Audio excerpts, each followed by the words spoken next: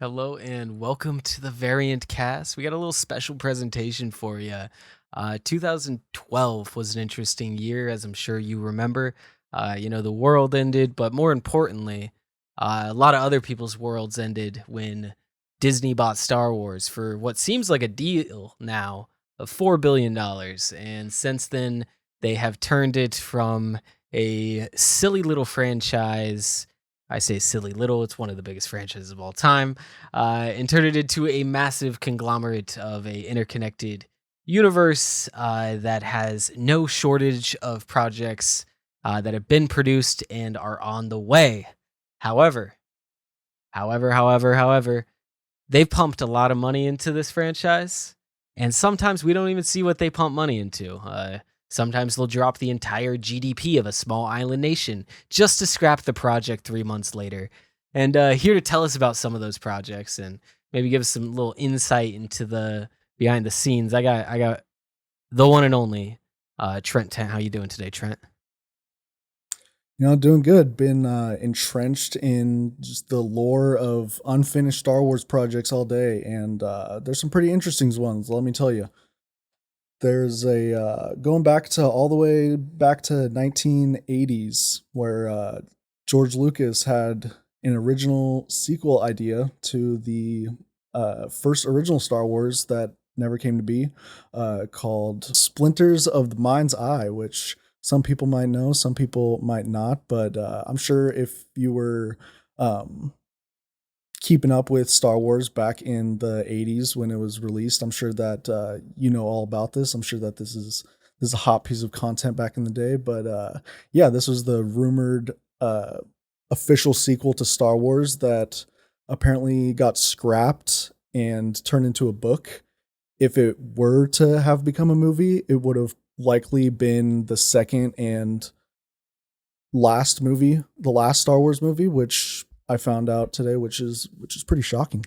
Well, I guess So we know why it didn't get made then, because it would have made a lot less money for everyone involved if it was.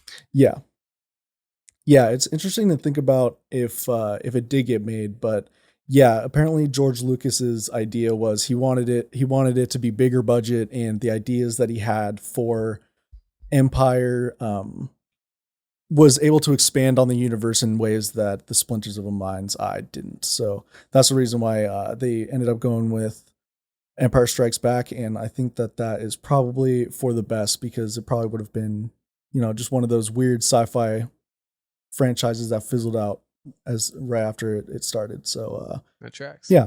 So after that, he goes on to produce episodes 5 and 6, and then does the prequels, and then during the prequels there was a Star Wars TV series that was announced back in 2003 at Star Wars Celebration, and this was called Star Wars Underworld.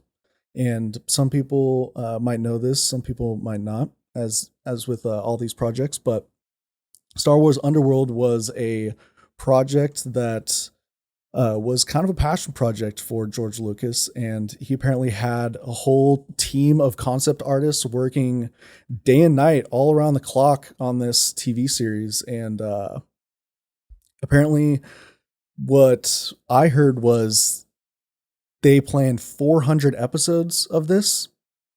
George Lucas originally wanted 4 seasons of 100 episodes, roughly, and taking place between Revenge of the Sith and A New Hope. This was supposed to be live And action, right?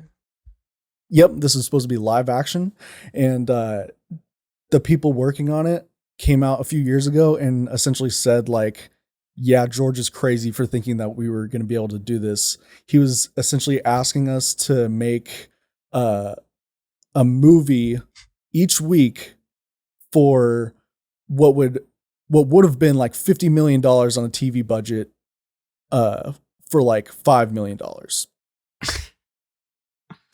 That George And Lucas guy has always had like an obsession with this like underground, well, like just the griminess of Star yeah, Wars. And I just know he wanted the most elaborate sets and like real. Oh animatronics, yeah. and that's just absurd. 100 episodes of a live Another action thing that he said, anything. he was like, don't worry about the budgets of the scripts. He's like, just write whatever your heart desires. We'll figure it out in post.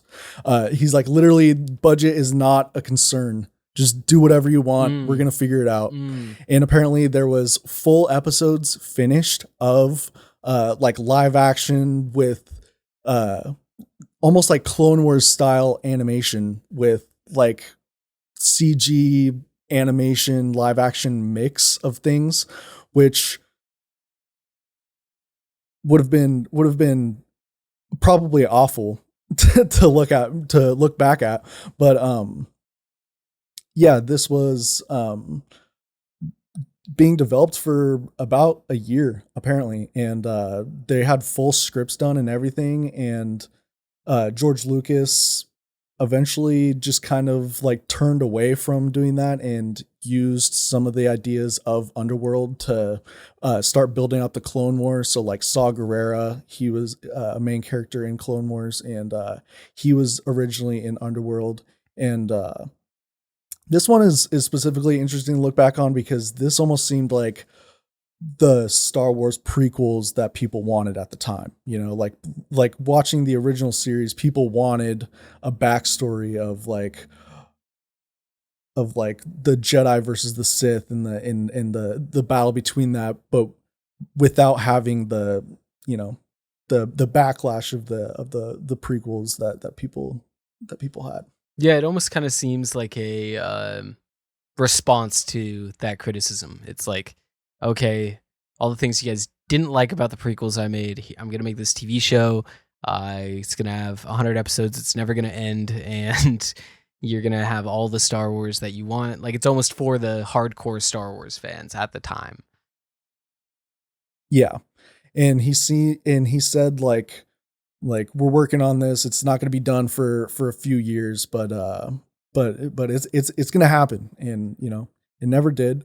One thing that he did describe that eventually did happen though, which is surprising, was he essentially gave an early description of the LED wall that ILM was later to produce. He essentially said like, if we have a technology that allows us to not film on green screen, but you know, film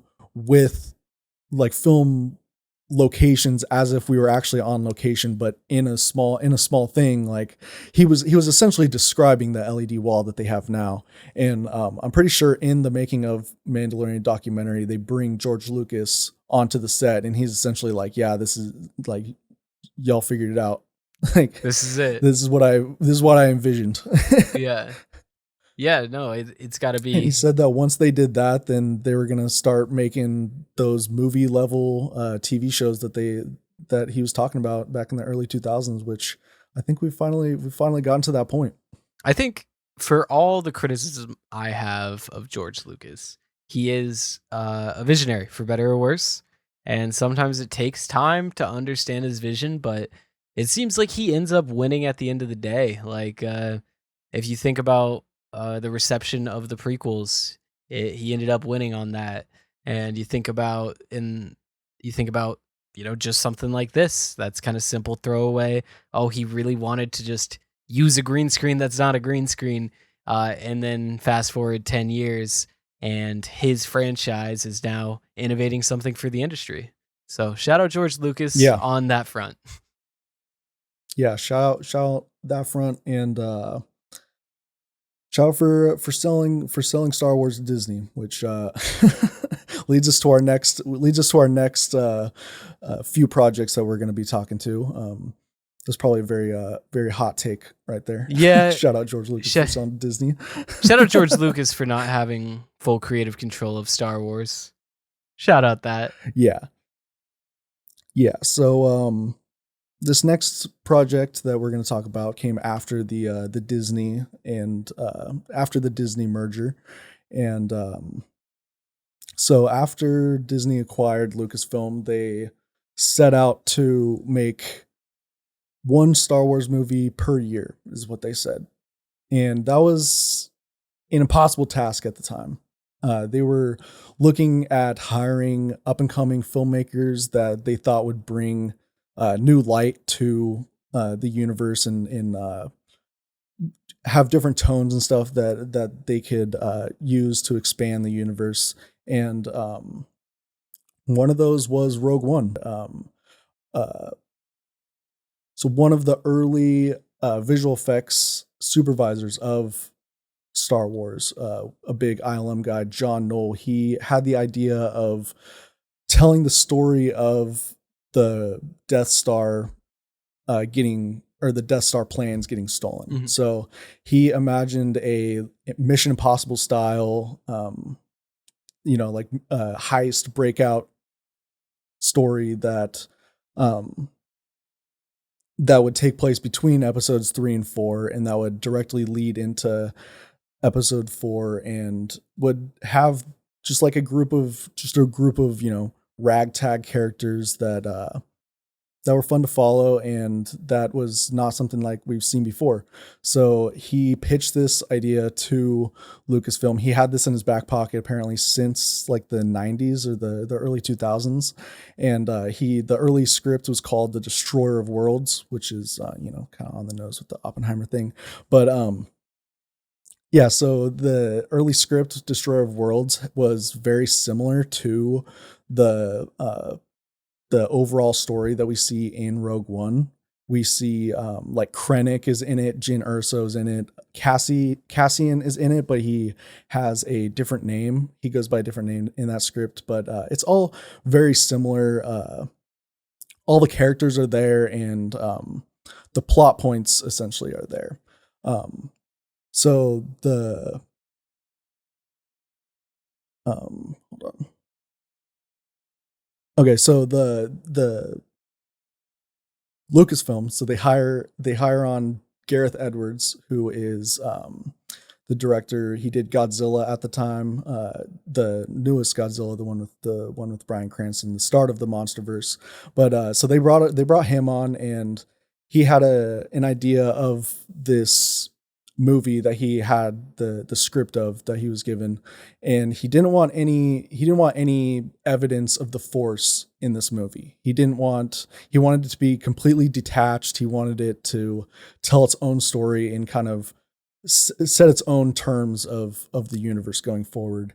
And one of the early things that they did in development of this movie was they created a story reel, which essentially was they had concept art of that they had been working on, and they had scenes of movies that they wanted to essentially emulate. So they had, like, say, Mad Max, like a scene of Mad Max is going to be down in the corner while a concept art is over the screen, but there's captions that say what's going on in the script. Mm-hmm. So there's kind of a lot going on. Yeah.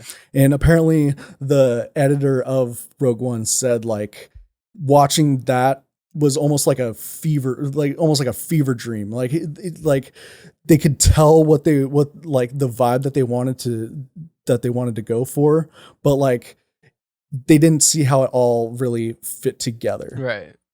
So, and apparently they used that as like a jumping off point of being like, okay, this is essentially like the scenes in the movie. We just need to figure out the dialogue now. Which very, very interesting way to make a movie. Yeah. I feel like. Yeah, no, it's sorry to but that's unreal. I've never heard of storyboarding or even just like another scene of a movie being like played and like put to the like film like that. Like that's just wild to me to imagine. And I do be praying for those editors and VFX artists for having to take that sloppy vision and turn it into something. God bless them. Yeah, so apparently that story reel didn't have it wasn't like totally 100% to what was on the final screen, but it was a very important development process that the whole team used to tell the vibe of the story. And so after that, so they had a rough uh, rough script outline and that storyboard, and they brought in a new writer named Chris Weitz, and he came on and read the script and essentially said how this movie is going to work is everyone's going to die. That's that like if I come onto this project, everyone in this story needs to die. At the point in the story, apparently no, like everyone lived. Maybe one person died. Yeah. So he came on and he said he's like all right, everyone's got to die. And apparently Kathleen Kennedy agreed with him on that. So going forward, that was going to be the end of the movie. So all this is before they started principal photography, which is actually shooting the movie. So as they start shooting the movie, so Gareth Edwards, he's very much like an indie filmmaker, right? And he, his approach to filmmaking was like, let's go out on location, let's shoot, let's see what looks good. Like we're gonna shoot whatever we feel like doing like that day. Like it's gonna be very sporadic, very on the go, and that's just not how these Star Wars movies are made, right? Yeah. So like he had in mind, so Gareth Edwards is the director now, and he shot with two distinct styles. So he shot from the perspective of the rebels, and it was very very steady cam, like on a tripod. And when you cut to the Imperials, that was when it went to that's when it went to handheld, and it's all like up close, and like you could almost feel the action. And so there was two distinct styles that were being told in this, like through his directing styles. And a lot of the heavy lifting on his movies were done in the editing, because like you shoot all the stuff and then you go through and you sort through the 20 takes of each thing and you pick out which one you think works best. And a lot of that was like stuff that didn't really have anything to do with the story.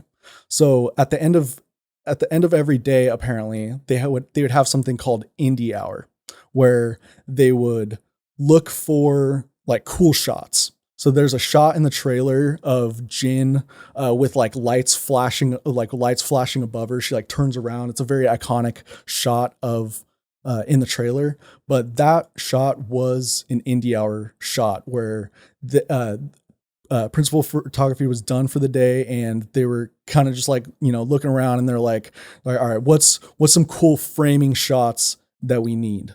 And they did this every day. They did this every day on set, and a lot of those ended up just being thrown away because they didn't serve the story at all. Like a lot of them ended up being replaced with like landscape shots or whatever, because those types of shots move the story forward, and not necessarily, you know, a shot that looks cool because the lighting in the background looks cool, you know? Right.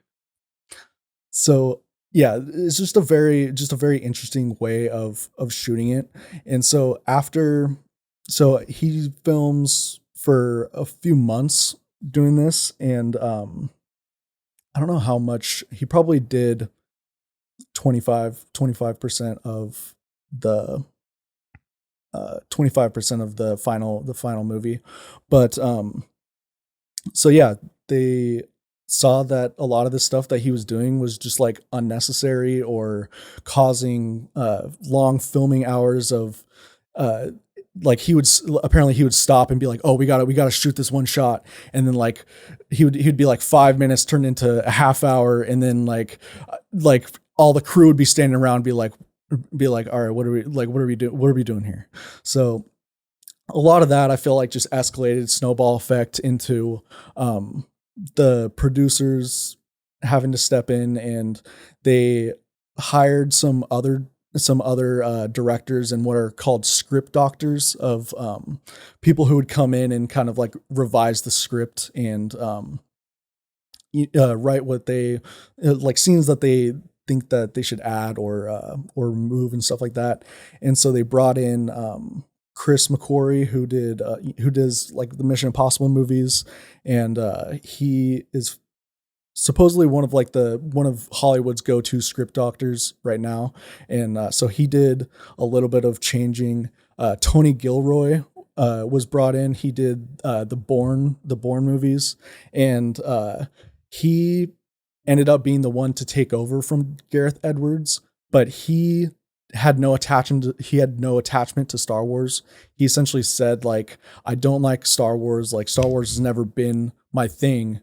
I like the reason why I'm taking this over is because I can look at it from a perspective of like, oh, I don't have to keep this in because this is like Star Wars lore. I can cut this. I'm not too emotionally attached to these things, so I'm going to offer like a different perspective. So he eventually comes in and takes over for Gareth Edwards.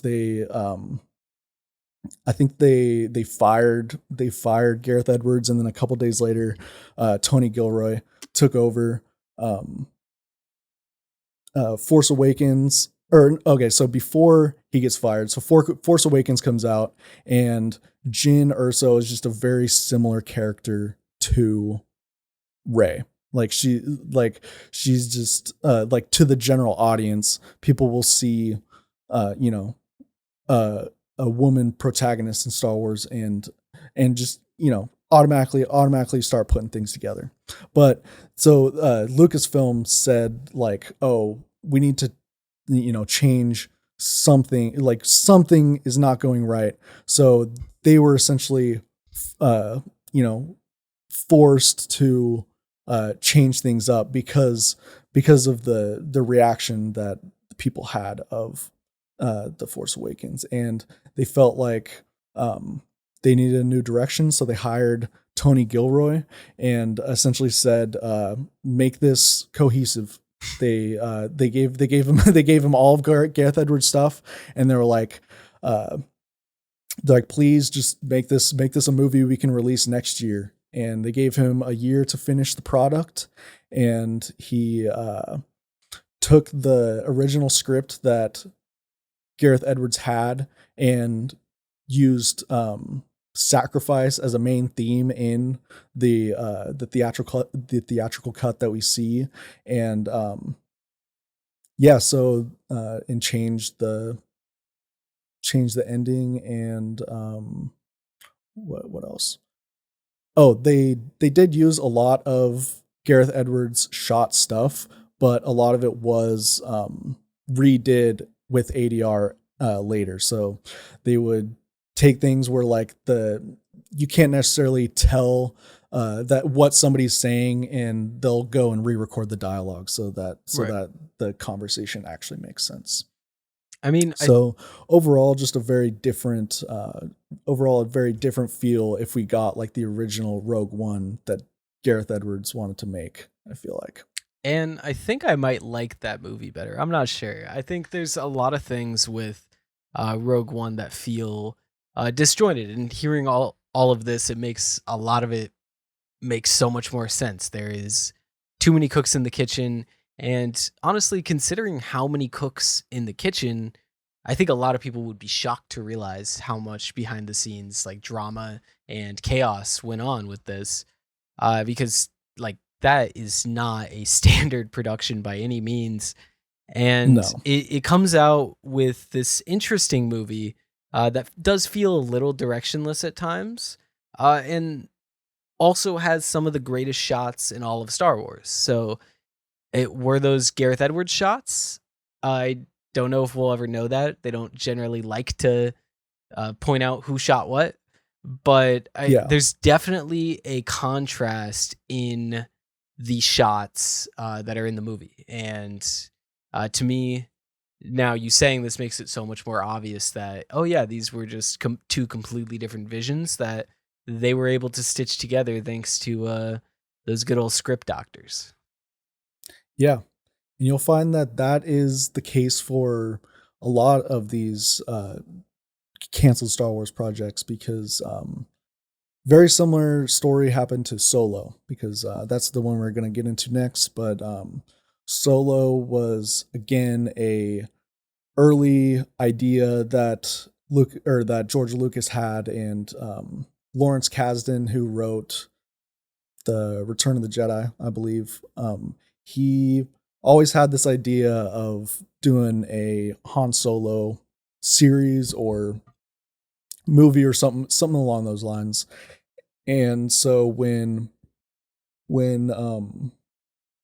Disney bought Lucasfilm, they were getting all these projects rolling, and one of the things that they wanted to do was get Lawrence Kasdan back on board. So the one thing that he was like, I don't really feel interested in doing another Star Wars movie unless it's like unless it's a Han Solo movie. Mm-hmm. And so they're like, yeah, go ahead, just like go off, King, just do your thing. Yeah. And then so he wrote a script. He apparently the scene that won Bob Iger over in the script was the scene that made it into the movie that is very different in the final cut, but it's the scene when he walks up to the place and he's like, what's your name?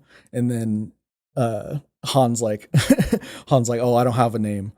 But in the original script, apparently there was a lot more emotion to it. Like he asked him who he was, and then like Han reluctantly said like, oh, like I don't even have a people or something like that. And apparently it worked a lot better in the original script. And I think it's funny that's a scene that made it all the way into the movie, because that almost just seems like the perfect way to describe how this movie turned out the way it did, because it's just like it seemed like there was so much flair in some of these original scripts that was somehow lost in some.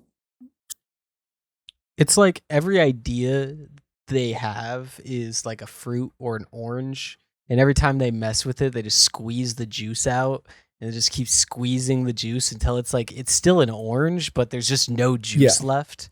That's what Solo feels like. There's no color in that movie. There's no personality in that movie. And there's a lot of laughable scenes from a origin story point of view. The name one being one of them, just because it's just wild stuff. I don't know if you would do if you remade that, how you can make it work emotionally from like a counter, but it does very much seem like, hey, this is something that you would use to pitch to an executive of why you should make this movie. That somehow made it all the way into the movie. Maybe it was a necessity that they needed to please Big Bob. Yeah, well, I feel like is like Bob Iger was like, he's like, but what about that scene that I saw? Like, I need that scene in there. And they're like, but like it just doesn't really work after we've edited the script, and that scene just doesn't really work that way anymore. And he's like, but that was why I liked this movie. You need to put it in it. So this movie was always about Han and Chewie. They always said that it was going to be an origin on how they met. The original title was called Harry and the Boy, which love that title. better, honestly. So Michael Ant, who spelled ANDT, he wrote Little Miss Sunshine, but apparently he was contacted to write a script for this, and he said he worked 8 months on it and would have needed another 14 months just to please Lucasfilm with it. And then so he left the project after that. And I think, Lawrence Kasdan, who wrote Return of the Jedi, started writing it with his son, Jonathan Kasdan. So they start working on Solo, and they bring in Phil Lord and Chris Miller, who were fresh off of directing 21 Jump Street and Cloudy with a Chance of Meatballs. And so they brought them in, wanting, new fresh faces for the franchise, and wanting them to do something a little bit different that we hadn't seen before. But here runs into the same problem that we talked about before, the clashing of styles, right? So Lawrence Kasdan and Jonathan Kasdan, they had an idea of a spaghetti western noir film uh, set with these two characters, Han Solo and Chewie, and then uh, Phil Lord and Chris Miller, they had the idea of making it more like an anti-western comedy. So they it should have been Lucasfilm that saw this right away and said like maybe we shouldn't pair these two teams up. But it became clear that Kasdan did not like the way that Phil Lord and Chris Miller were directing Solo. So through the first few months of, I guess they filmed 75% of the movie before they were fired, but they were working on so they were working on The Force Awakens, the Kasdans were, and so they kind of helped finish up Han Solo's storyline on The Force Awakens, and then kind of diverted all their attention to making Solo. And at the after they were done filming Force Awakens, apparently they were just kind of just burnt out, and they didn't really feel like doing a lot with Solo, and so they were just stick to mainly just writing and taking a back seat and letting Phil Lord and Chris Miller kind of take the reins of it. And they found out later that the style that they wanted just wasn't working with Phil Lord and Chris Miller, because a lot of times Phil Lord and Chris Miller, they would be directing, and they would throw out lines to actors that they would think sound good at the time, or they want they were very much improv guys. Like they very much encouraged improv comedy on the set of this, and as much as they do all their movies. But this one in particular, like the writers, the Kasdans, they just didn't want that to be the case. They very much wanted when they when George Lucas was filming, back when he was filming Indiana Jones and Return of the Jedi, Lawrence Kasdan would constantly get annoyed if George Lucas uh, didn't constantly follow the script. So seeing Phil Lord and Chris Miller go off scripts like really annoyed him. And the fact that they didn't really have any of the editing done by the time that they were filming, because they usually take care of that at the very end, very much like Gareth Edwards. They would film all the stuff and then edit at the end, and then kind of craft, almost like crafting two stories. Like they almost have to craft two stories, like once while they're filming and once when they're editing, So Yeah. that very much makes sense as to why they clashed. I could see why. I very much wanted to see a Phil Lord and Chris Miller solo movie, but after reading all this, I feel like it would have just been disjointed. It might have, but I will say, like, I generally side with the director over the studio 100 times out of 100. I think most people do. I think it's a little strange that you bring in Phil Lord and Chris Miller knowing exactly what they Exactly. do. If that's not what you were wanting, it just seems like a waste of time, waste of money. You're just wanting to just burn some cash for no Yeah. reason. And I do kind of have a theory, considering 75% of the, shots were them. And that movie is notoriously dark, right? Like not dark in tone, but dark, like visually, it's hard to tell what's going on sometimes. And my theory is it probably looked like a movie shot by two different people, two different visions.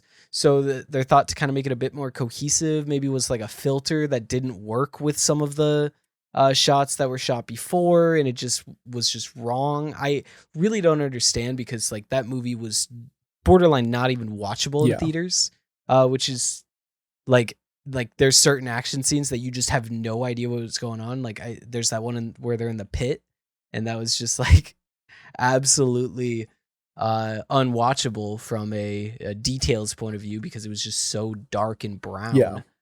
And then on the flip side, obviously, Harry and the Boy may have always been just a working title. I think I prefer that title, but I've always found the title Solo, a Star Wars story interesting because the idea with Rogue One, a Star Wars story, was that while the Star Wars universe doesn't have characters like the Marvel universe that can carry a title on their own, we could put Star Wars story in front of it, and then that will carry the title. We could do anything we want, put a Star Wars story, and it's going to sell like hotcakes. And I think after Solo, they realized, wow, we just did that with one of our most recognizable characters, and it didn't make a bunch of Yeah. money. Uh, and this is the last Star Wars story that we got, and it's interesting just how disjointed all of these were. It kind of like they wanted to do the MCU thing, but they just skipped the first two like steps of the MCU that was making cohesive projects based on directors' visions, and they just skipped all the way to the end of the MCU, where it was reshoots, studio interference, clashing of egos, and constant, just reworking and reworking. So they took all the bad parts about the MCU for the Star Wars story. When it came to behind the scenes, obviously the movies, that's up to your interpretation, but just thought that was interesting. Yeah. So yeah, that's pretty much it. They filmed, like I said, 75% of the movie. They felt like they were operating under extreme restraints. Like you said, like they were hired to make their movie, their version of the movie, and Hmm. then they were constantly told like, oh, like it needs to be different than what we hired you to do. And so yeah, what it came down to was the clashing of styles, and Lucasfilm fired Phil Lord and Chris Miller and hired on Ron Howard, who directed Apollo 13. That's the only Ron Howard movie I could think of. Yeah. The Grinch with Jim Carrey, and he Yeah. finished the script, and apparently a lot of the shots that remain in the theatrical cut that are Phil Lord and Chris Miller's are just a lot of landscape shots that they couldn't pick up reshoots on those locations, or the opening scene apparently is very much their scene, and the the scene when Han and Chewie meet in the cell, apparently that's a Phil Lord Chris Miller scene, but a lot of it Actually, was it. yeah, I don't love the Solo movie. I actually really do like the first Yeah, act, where he's on like his home planet or whatever it is, and he's just kind of running around doing that kind of stuff. Once it gets into the big kind of heist planetary stuff, I think they really wanted to show the the run through the asteroids. Like they really wanted to get that in there, and it kind of felt like this whole story was written to get to that yeah, point, and they were just filling the blanks of how we can uh get there flying through yeah, asteroids, and they got there. Little weird, but it's not the worst thing ever made. But it definitely reeks of like just reshoots and studio interference. But it's not the most expensive canceled project. I don't know. I figured we'd probably end on the most yeah. expensive, which we joked about before we got on. But was there any more we wanted to shout out before we got there? So just the various Boba Fett movies that have been rumored over the years. So James Mangold had an R-rated Boba Fett movie that was brainstormed at one point. Guillermo del Toro had a canceled Jabba the Hutt film that I would have loved to see.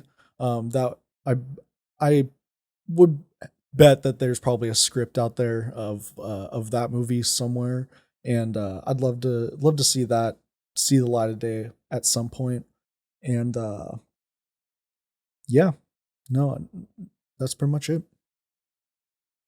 Yeah, well, the most expensive canceled Star Wars project of them Hmm. all is not expensive due to any money that Disney put into it. It's actually Netflix that decided to put $160 million into Zack Snyder's Star Wars script, which was supposed to be R-rated Star Wars, which is an interesting concept. But if you guys don't know what I'm talking about, it just released. You could go watch it now on Netflix. It's called Rebel Moon. Was this ever a serious consideration by Disney, or was it just a thing that Zack Snyder did on his own and was like, "Hey, I think he probably came knocking on ILM's or on Lucasfilm's doorstep and was like, hey, check this out." And they're like, "Yeah, we're never gonna make that." but someone did, and it he was even able to cast former Star Wars alum Gina Carano. So there was some real star power behind this project, and he really made the most of it. Got to see what that vision would have been, and it's not good. So I think Disney made the correct call on this one. I think it's interesting. They bought this franchise for 12 billion 4 billion in 2012, and that seems like a large number, but it's actually so small in the grand scheme of what Star Wars has ballooned into and what will continue to be as we go through the years. Are we on a downslope of Star Wars? Who knows? But I think we're probably, as Disney has kind of watched how the reception of the prequels has changed, I think we're probably on track to get a trilogy every decade, considering we've gotten that so far. So I think into the 2020s, maybe near the end of the 2020s, we'll probably have 3 more Star Wars movies to be talking about, 10, 11, and 12 type Yep. thing. Unless they get canceled, of course. Yeah. Who knows? But we appreciate everyone for watching. If you have any more canceled Star Wars projects or any canceled projects in general that you think are interesting, feel free to leave them in the comments below, and leave a like if you made it all the way to the end. Leave a comment telling us all about how your day's going, or don't. Do whatever you want. You're your own person. Thanks for watching. Deuces.